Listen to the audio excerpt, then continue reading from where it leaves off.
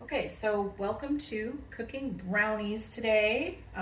This is me cooking in my Spanish kitchen and making do with what I have. And normally I would melt my chocolate and my butter in the microwave, but since I don't have a bowl that works for that, I just melted it in a pot. Now, if you're doing this, you might want to use a double boiler because you don't want to burn your chocolate.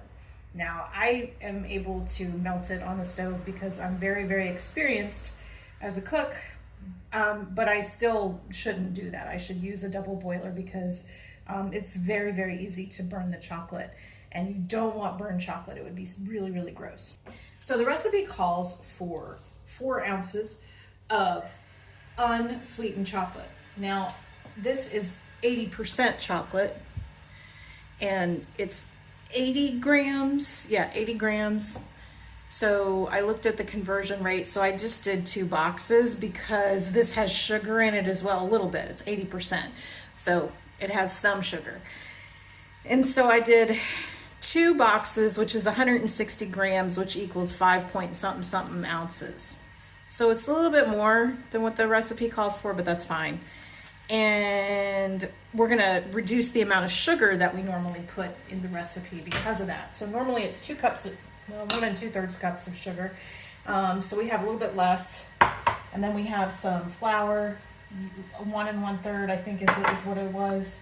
And then baking powder and salt and fresh eggs.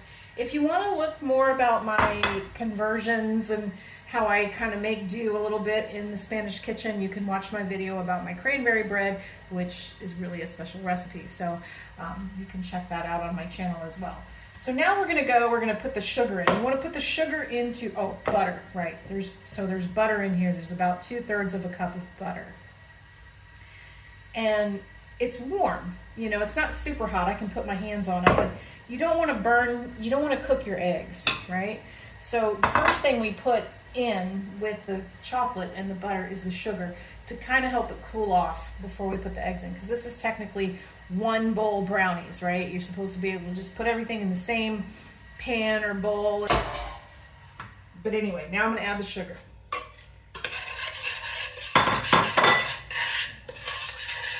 And you don't want to over-stir anything when you're doing the brownies. And it's super, super easy. And normally I would put a teaspoon of vanilla in here, but I don't have any vanilla. And you can get vanilla in Spain. I just forgot to buy it.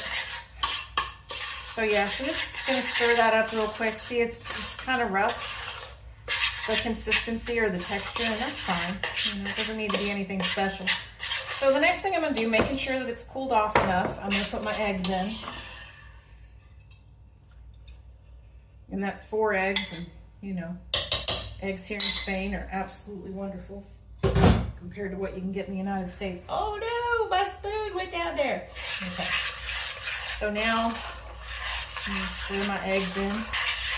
And what's nice about having the eggs, that many eggs in there, is it gives you a good amount of protein. And you have a little bit of protein mixed in with your sweets. It helps to offset the sugar rush and the sugar dip afterwards. You know, the problem with a lot of the stuff in the United States is it's got so much sugar, you know, like high fructose corn syrup, which is so hyper processed that it makes you have that sugar crash so quickly and easily. Okay. That's all you gotta do. Make sure it's all in there. You know, you can't see the eggs anymore. So now we're gonna put our dry ingredients. We probably should mix this in together. Our baking powder, not baking soda. You just want baking powder and a little bit of salt. Just mix it up. And again, you know, this is just like the cranberry bread. We don't want to over mix our batter because then the brownies will come out the wrong texture. Trust me, you do not want that. So what we're going to do is we're just going to put the flour in there. We're going to mix it up until it's just mixed in. You don't want to overdo it. Don't use an electric mixer for this, all right? The electric mixer works for some things, but we don't need it for brownies. Okay. We don't want to use it for brownies, that would be bad. So now I'm gonna mix up my, oh boy. And you just want to mix it until all the white is gone.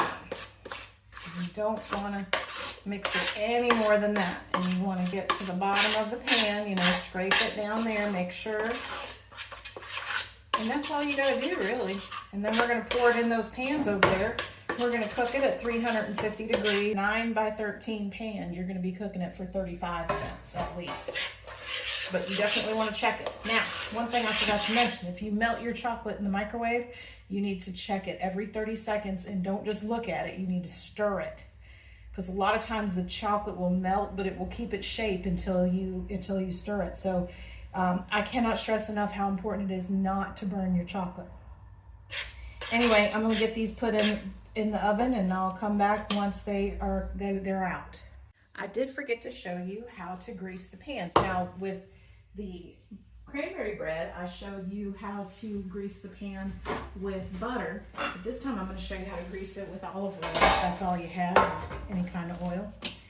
We just put just a little bit in the bottom of the pan here. Just that. That's all you need, right? And then you're going to take a paper towel or some parchment paper or whatever you got. And you're just going to wipe it in there. Make sure it's all over. Now it's nice and greased. Super, super easy. Can we watch it again? We can watch it again. A little bit of oil.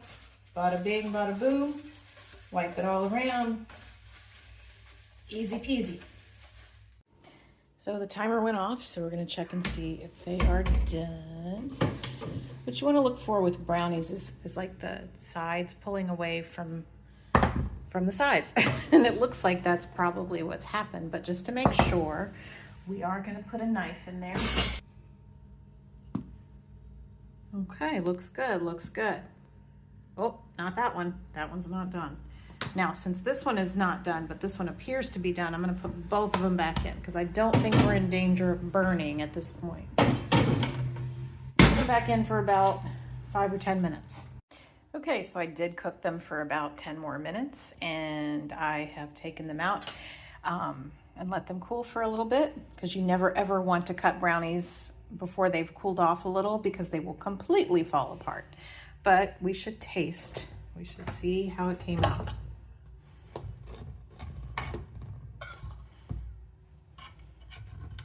And I love the corner pieces. That is my absolute favorite.